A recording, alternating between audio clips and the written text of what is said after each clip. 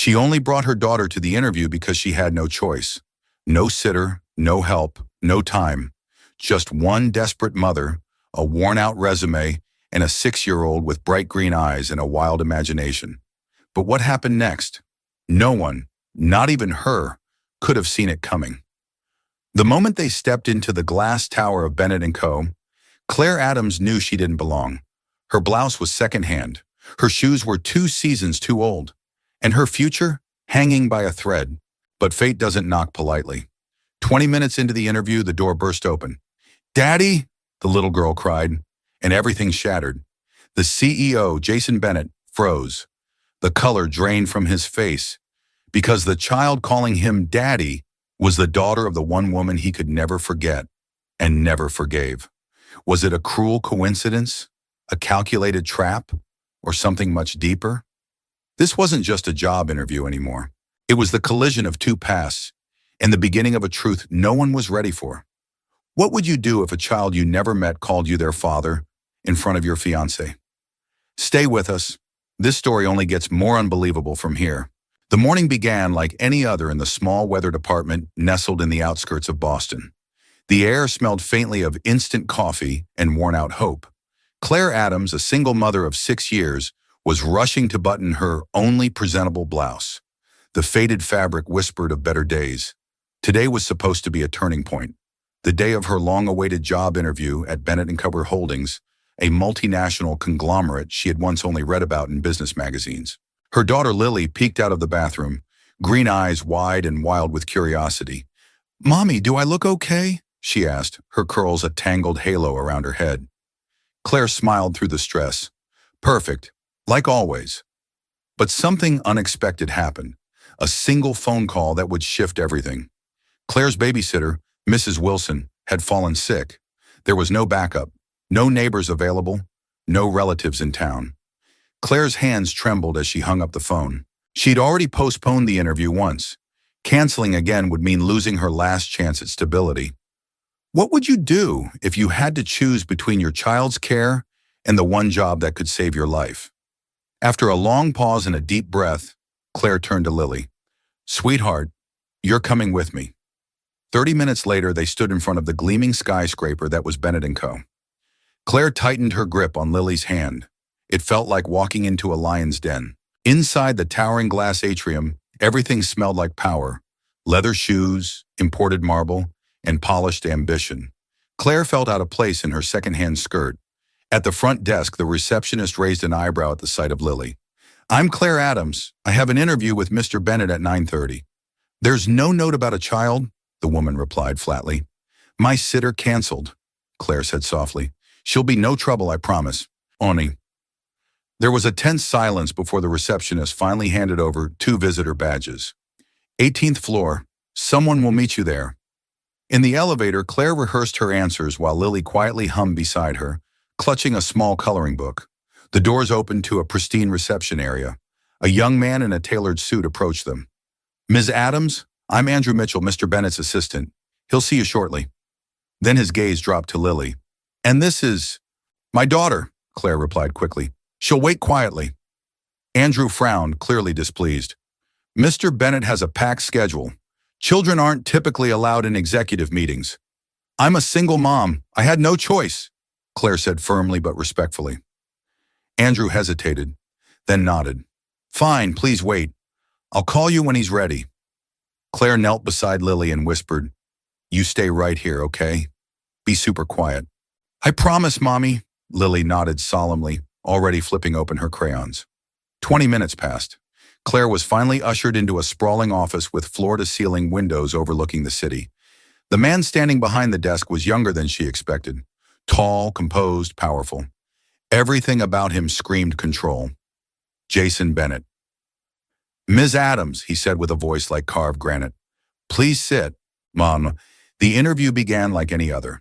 Questions about her experience, her qualifications, her 7-year employment gap. Claire answered with composed honesty, explaining she had become a full-time guardian after her friend passed away during childbirth. She had taken freelance work to stay home with her daughter. Jason studied her with cool detachment, tapping his pen. But then, the door flew open. Lily stood there, coloring book in hand, eyes wide as saucers. "Daddy?" she said. And then she ran. Time slowed. She ran across the marble floor and wrapped her arms around Jason's leg, looking up at him with tear-bright eyes. "It's you! You're my daddy!" Claire froze. Her heart felt like it shattered into 1,000 pieces. Jason stiffened, stunned, not moving, not breathing. Then his eyes, those piercing steel-blue eyes, met Claire's. "What is the meaning of this?" His voice was a blade. Claire was speechless. Lily clung tighter. "But Mommy," he looks just like the man in the picture, the one with Aunt Rachel. Rachel Monroe. Jason's face changed, like someone had punched the wind out of him. "Rachel?" he repeated almost inaudibly. "Rachel Monroe?" A new tension crackled in the air, a question unspoken yet unmistakable. Had Claire just unknowingly brought the daughter of Jason's lost love, maybe even his own child, into his life on the very morning he planned to interview her for a low-level job? A sudden knock. The door opened again. It was Vanessa Cole, Jason's fiancée, dressed in designer silk, heels clicking across the floor. "What's going on here?" she asked, eyes narrowing at the sight of Lily still wrapped around Jason's leg. "I think," Jason said coldly, "I'm meeting my daughter." Claire's heart sank, and this was just the beginning. "Sorry to pause here, but the next part will take you even deeper into betrayal, secrets, and choices that define lives forever. Let me ask you, do you think Claire did the right thing bringing Lily to the interview? Or was fate simply forcing a long-buried truth to the surface? And if you were in Jason's shoes, how would you react to a stranger's child calling you daddy in front of your fiancé? Tell us in the comments and let us know where you're watching from. We'd love to hear your thoughts, so don't forget to like and tap that heart if this story has gripped you so far. Jason Bennett stood frozen, his usually impenetrable expression now fractured with confusion and something far deeper. Lily's small arms were still wrapped tightly around his leg. She was smiling, but it was the kind of smile that only children who believe in magic and fate can manage. Across the room, Vanessa Cole stared, utterly speechless. Her eyes darted from the child to Claire, and then back to Jason, her well-manicured hand slowly slipping from the designer bag she clutched. "Jason," she said finally, her voice sharp, "is this some kind of twisted joke?" Jason didn't answer. Not yet. His mind was running backward in time, to Rachel Monroe, the woman who once turned his world upside down, and then vanished without a word. "Claire," he said quietly, "you need to explain. Now." Claire's mouth went dry. I adopted Lily when Rachel died. She was my best friend. She never told me who the father was, not even once." Lily looked up, confused. "But Mommy, you told me my daddy is in heaven, with Aunt Rachel." Claire crouched down, panic blooming in her chest. "Sweetheart, I didn't want you to grow up sad." But the room was already unraveling. Vanessa's voice sliced through the silence. "So let me get this straight. You brought your adopted daughter, whose mother was his ex, and you just happened to apply for a job at his company during the week his merger goes public? That's convenient." Claire's cheeks flushed. "I didn't know Jason owned Bennett & Co. until I got here today. I'm not after anything." But how believable did that sound, really? Jason looked down at Lily, her eyes, those green eyes, just like Rachel's. Was it possible? Could this little girl really be his daughter? "Andrew," Jason called, "get legal on the phone. I want a paternity test. Today." "Edo, what would you do if a child you never knew existed suddenly stepped into your life, on the very edge of everything you'd built?" That evening in her tiny apartment, Claire sat in the stunned silence. The knock on her door made her jump. A sharply dressed woman stood in the hall, flanked by a driver. "Heather Lane, legal counsel for Bennett & Co. Mr. Bennett is requesting your cooperation for a same-day DNA test. We have a private facility ready." Claire hesitated. "I'm also authorized," Heather added, lowering her voice, "to offer a very generous stipend. Or we can go through legal channels." Claire looked at Lily. The child was still humming quietly, unaware that her world might shift again. Minutes later, they were in the back of a black SUV heading to a private lab. Inside the lab, Jason stood like a statue. He didn't greet them, didn't smile. His eyes flicked briefly to Lily before turning away again. When the technician asked for Claire's consent, she paused, then nodded.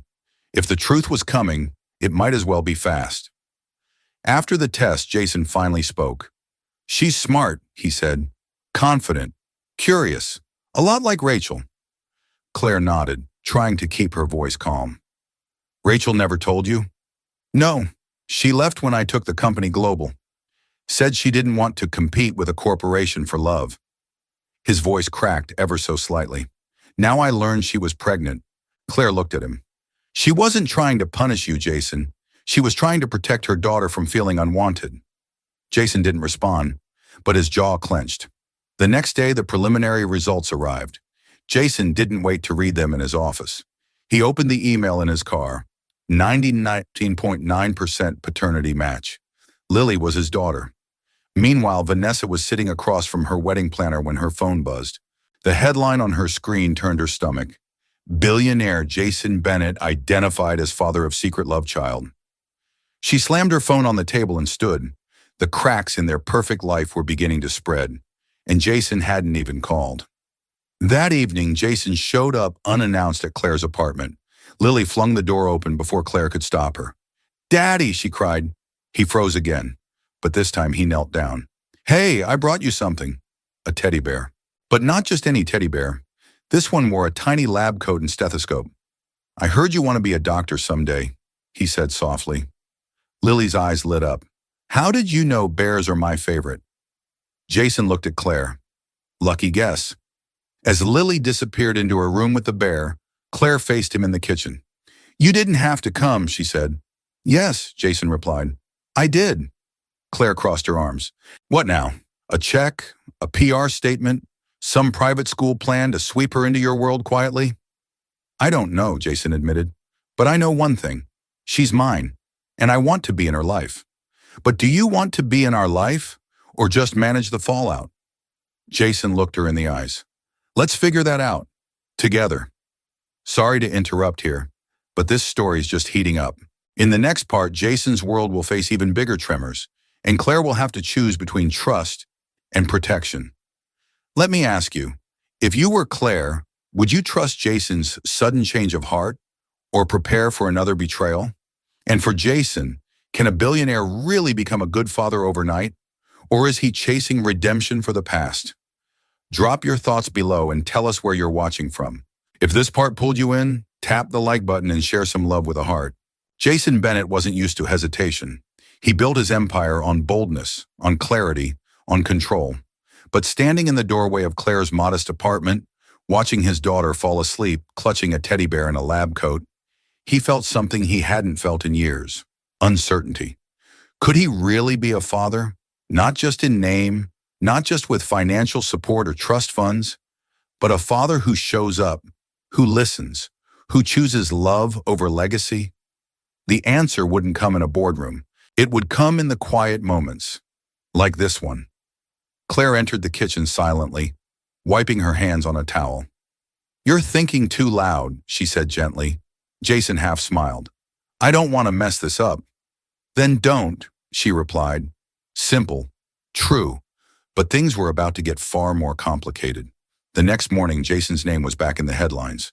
A leaked report from within his own company exposed the paternity results, framing Claire as a manipulative gold digger and Lily as a strategic pawn.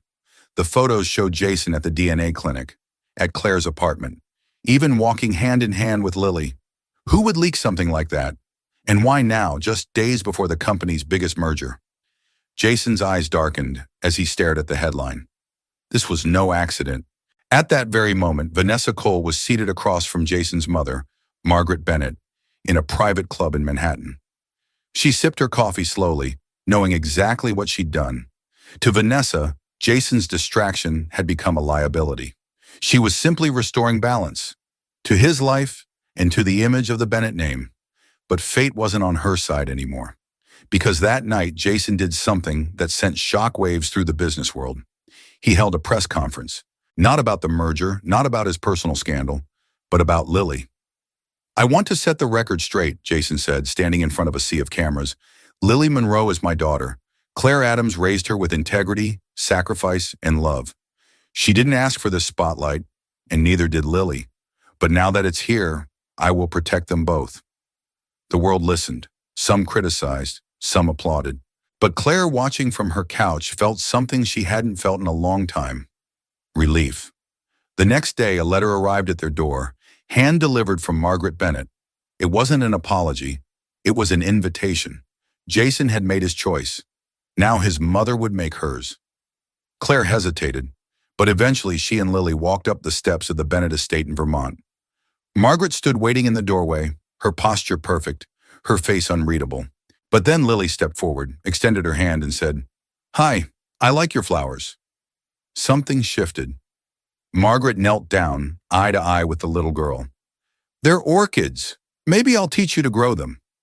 Inside, a portrait of Rachel Monroe hung quietly in the family gallery, unframed but present.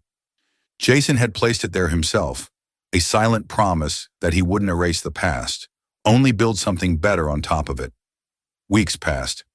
Jason adjusted his work schedule. He took Lily to school, sat through science fairs, read bedtime stories with a voice far more gentle than his boardroom tone. Claire, too, began to soften. Trust wasn't instant, but it was growing. Jason didn't just show up, he stayed. One spring afternoon in Willow Creek Park, Lily raced ahead of them toward the playground, her curls bouncing with each step. "She has your energy," Jason said, nudging Claire's arm. "She has Rachel's curiosity," Claire replied. They sat on a bench, the air filled with laughter and birdsong. Jason turned to her, voice quiet. "6 months ago, I thought I had everything. And now," she asked. "I have more than I ever deserved," he said, "and I don't want to lose it." He reached into his coat pocket and pulled out a small velvet box. Claire stared at it. Her heartbeat quickened. "This isn't about image or obligation," he said. "It's about us, the three of us. I want a future, with you and with her." He opened the box. A simple ring. Elegant. Honest. Claire didn't answer right away. Instead, she looked toward the playground. Lily had stopped at the top of the slide and was watching them curiously. Then she turned back to Jason. "Yes," Claire said softly, "but only if we keep choosing each other, every day." Jason smiled. "That's exactly what I want." As Lily ran toward them, arms outstretched, she shouted, "Are we a family now?" Jason bent down, lifting her into his arms. "Yeah, sweetheart, we are. A family not born from perfection, but from love, sacrifice, and a second chance no one saw coming. Sorry to pause here, but we'll need to stop for now before I get too emotional myself. This has been such a journey, and I have a few questions for you. If you were in Claire's shoes, would you say yes to a man who once walked away from the woman you loved most? And do you believe people like Jason, powerful, guarded, broken in their own way, can really change? So, what do you think of this story? If it touched your heart, comment 3. If you're still unsure, comment 2.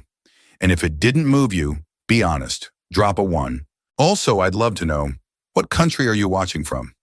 If you enjoyed this journey, please give this video a like, tap that heart, and share it with someone who believes in second chances. See you soon for more stories that hit deep.